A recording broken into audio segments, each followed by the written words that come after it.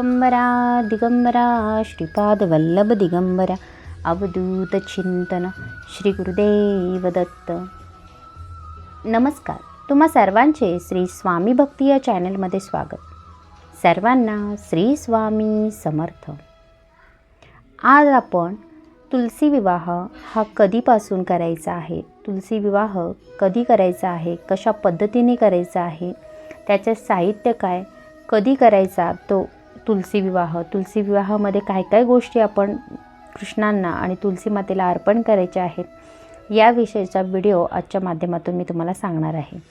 आपण जर माझ्या चॅनलवर नवीन असाल, व्हिडिओ पहिल्यांदाच पाहत असाल तर नक्की माझ्या चॅनलला सबस्क्राईब करा आणि जवळील बेल आयकॉन नक्की प्रेस करा. म्हणजे आपल्या चॅनलवर जेव्हा नवीन व्हिडिओ अपलोड होतील तेव्हा त्याचे नोटिफिकेशन तुमच्यापर्यंत येत राहील. आणि व्हिडिओ स्किप न करता अगदी शेवटपर्यंत नक्की पहा. तुलसीला आपल्या हिंदू धर्मामध्ये खूप असे महत्त्व आहे. त्याचप्रमाणे आयुर्वेदामध्ये देखील तुलसीला खूप महत्त्व आहे. तुळस ही पवित्र मानली जाते. आपण सर्व स्त्रिया सकाळी उठल्यानंतरनं आपल्या तुलसी मातेची पाणी अर्पण करून आपण त्यांची पूजा करतो. तर तुलसीचे लग्न हे आपण कधी लावायचे आहे तर 24 नोव्हेंबरपासून ते 27 नोव्हेंबरपर्यंत आपण म्हणजे शुक्रवारपासून ते सोमवारपर्यंत आपण 5 दिवस आपण पूजा करू तुलसीचे लग्न लावू शकतो. आता हे तुलसीचं लग्न हे सायंकाळच्या वेळी म्हणजेच संध्याकाळी प्रदोष काळामध्ये आपल्याला लावायचे आहे. या 4-5 दिवसामध्ये तुम्ही तुमच्या वेळेनुसार तुम्ही तुलसी विवाह करू शकता. आता तुलसीची आरतीचे ताट आपल्याला याच्यामध्ये काय साहित्य घ्यायचं आहे तर या तुलसीच्या आरतीच्या ताटामध्ये आपल्याला हळद कुंकू आवर्जून घ्यायचं आहे, तुपाचा दिवा आवर्जून घ्यायचा आहे, अक्षदा, मंडोळ्या, बाळकृष्णांचे जर वस्त्र असतील तर वस्त्र घ्या, फुले, ओटी भरण्याचे जे सामान आहे कारण आपल्याला तुलसी मातेची ओटी भरायची आहे तर त्याची ओटीचे सामान, अंतरपाट हे पांढरे घ्यायचे आहे आणि त्याच्यावर आपल्याला स्वस्तिक काढायचं आहे. गूळ, खोबरं आणि आपण जो दिवाळीला बनवलेला फराळ आहे तो फराळ आपल्याला एका ताटामध्ये घ्यायचा आहे. 5 फळे घ्यायचे आहेत आणि सर्वांना माहिती आहे आवळा आणि चिंचेला खूप महत्त्व आहे आणि याचा नैवेद्य आपल्याला अर्पण करायचा असतो. त्यामुळे आवळा आणि चिंच या गोष्टी आपल्याला आवर्जून यामध्ये साहित्यामध्ये घ्यायचे आहेत. त्याचबरोबर गणपती बाप्पांची मूर्ती, 1 रुपयाचे नाणे, बदाम, सुपारी, विड्याची पाने, त्याचबरोबर गणपती बाप्पांसाठी जानवे, घंटी, बाळकृष्णांची मूर्ती या गोष्टी आपल्याला साहित्यामध्ये हव्या आहेत. तुळशी आपल्याला आपल्या घरामध्ये आपण सजवायची आहे. 2 दिवस आधी तुम्ही तुमची तुळशीचं वृंदावन असेल तर ते सजवून घ्या. तुळस जर तुमची कुंडीमध्ये असेल तर तुळशीची कुंडी जी आहे ती स्वच्छ करून तिला सुशोभित करा. त्याचबरोबर त्या दिवशी आपल्याला 5 ऊस घ्यायचे आहेत. जसे आपण सत्यनारायणाची पूजा मांडताना केळीचा जे खांब तयार करतो त्याच पद्धतीने आपल्याला ऊसाचे खांब आपल्याला या ठिकाणी लावायचे आहेत. आता तुम्ही जर गॅलरीमध्ये तुम्ही तुळस ठेवली असेल तर त्या ठिकाणी आपण ही पूजा करायची आहे किंवा तुमच्या घरातील अंगणामध्ये जर तुळशी वृंदावन असेल तर त्या ठिकाणी तुम्ही ही पूजा करायची आहे. प्रथम आपल्याला तुळशीच्या सभोवताली 4ही बाजूला आपल्याला रांगोळी काढायची आहे, तुळस सुशोभित करायची आहे आणि तुळशीला आपल्याला चुनरी घाला किंवा साडी नेसवा, जशी तुमची इच्छा त्यानुसार आपल्याला तुळशीला सजवायचं आहे. तुळशीला आपल्याला बांगड्या अर्पण करायच्या आहेत, जोडव्या घालायच्या आहेत, त्याचबरोबर गजरा अर्पण करायचा आहे, फुलं अर्पण करायचं आहे, मणी मंगलसूत्र अर्पण करायचं आहे. अशा पद्धतीने सर्व तुळस आपल्याला सजवून घ्यायचं आहे. जे 5 खांब म्हणून आपण ऊस उभा करणार आहोत त्या ऊसाला देखील आपल्याला फुलांनी असं डेकोरेशन करायचं आहे. पणत्या लावायच्या आहेत, लाईटिंग करायची आहे. तुमच्या आवडीनुसार जसं तुम्हाला जमेल त्या पद्धतीने आपल्याला सुशोभीकरण करायचं आहे. आता यानंतर आपल्याला पूजेला सुरुवात करायची आहे. पूजेला सुरुवात करण्यापूर्वी आपण प्रथम दिवा प्रज्वलित करायचा आहे, अगरबत्ती लावायची आहे. कोणत्याही कार्याला आपण सुरुवात करत असताना प्रथम आपण अग्नीला साक्ष देत असतो. त्यामुळे आपल्याला दिवा प्रज्वलित करूनच आपल्या पूजेला सुरुवात करायची आहे. आता या ठिकाणी तुम्ही त्या ठिकाणी एक पाट घ्या किंवा तुमच्याकडं जर चौरंग असेल तर चौरंग घ्या. त्याच्यावर आपल्याला प्रथम कलश स्थापन करायचा आहे. पाण्याने भरलेला कलश घ्या, त्याच्यामध्ये फूल, 1 नाणे, अक्षदा, 1 रुपयाचं नाणं टाका, 5 विड्याची पाने घ्या, त्याच्यावर नारळ ठेवायचा आहे. जो कलश आहे त्या कलशाला आपल्याला स्वस्तिक काढायचं आहे. त्याचबरोबर जो नारळ आहे त्याच्यावर देखील आपल्याला स्वस्तिक काढायचं आहे. आता हा कलश आहे हा आपल्या ज्या ठिकाणी आपण चौरंग मांडला आहे त्याच्या आपल्या हाताच्या डाव्या बाजूला हा कलश आपल्याला स्थापन करायचा आहे. थोड्याशा अक्षदा ठेवा आणि त्याच्यावरती हा कलश मांडा. अशा पद्धतीने आपल्याला प्रथम कलश मांडणी करायची आहे. आता आपल्याला एक तामण घ्या, त्याच्यामध्ये गणपती बाप्पांची प्रथम आपण स्थापना करणार आहोत. कोणत्याही पूजेची सुरुवात आपण गणपती बाप्पांच्या पूजेपासून सुरुवात करतो. तर गणपती बाप्पांच्या मूर्तीवर आपल्याला अभिषेक करायचा आहे. तुम्ही पंचामृताने करा, पाण्याने करा, कसाही तुम्हाला जसं जमेल तसे अभिषेक करा. प्रथम गणपती बाप्पांची मूर्ती घ्या, त्याच्यावर अभिषेक करा.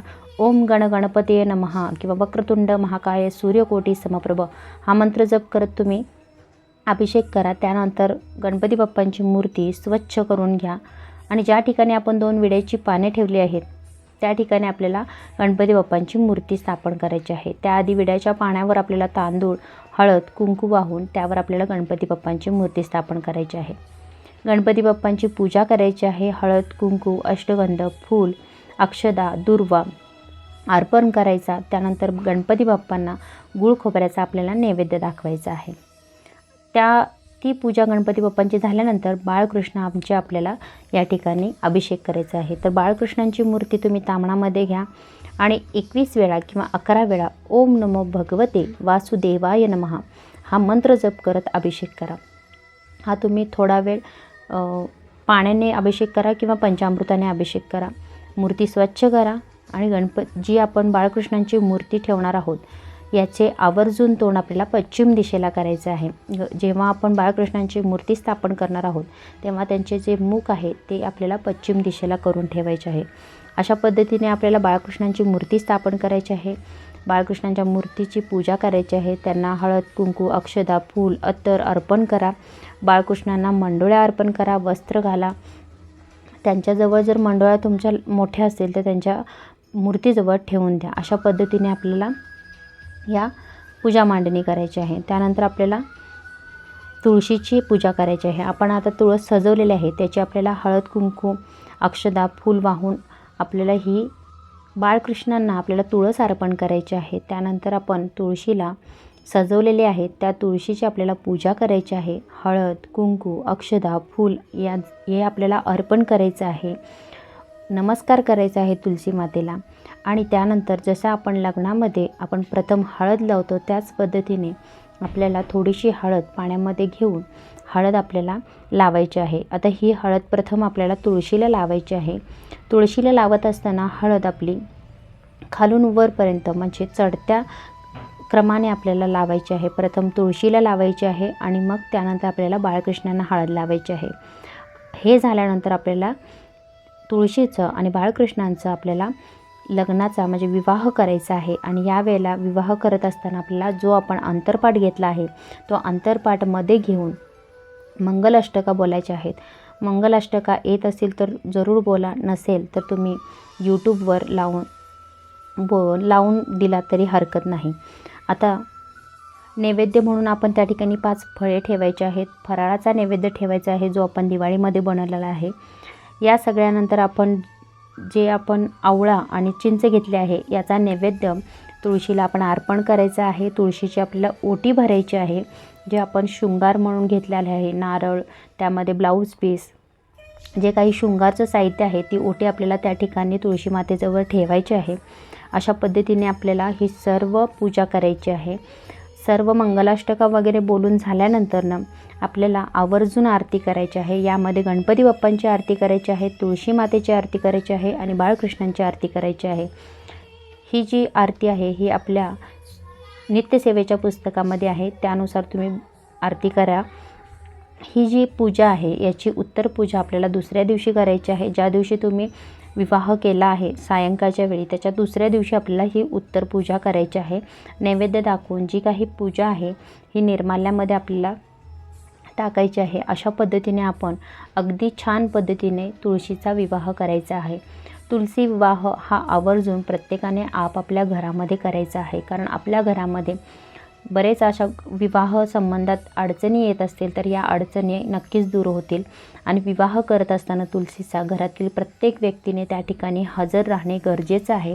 तुमच्या घरामध्ये जर विवाहाला आलेले मुलं मुली असतील तर तुम्ही त्यांना आवर्जून त्या ठिकाणी घ्या. तुमच्या ज्या काही अडचणी येतील विवाहामध्ये त्या अडचणी नक्कीच दूर होतील.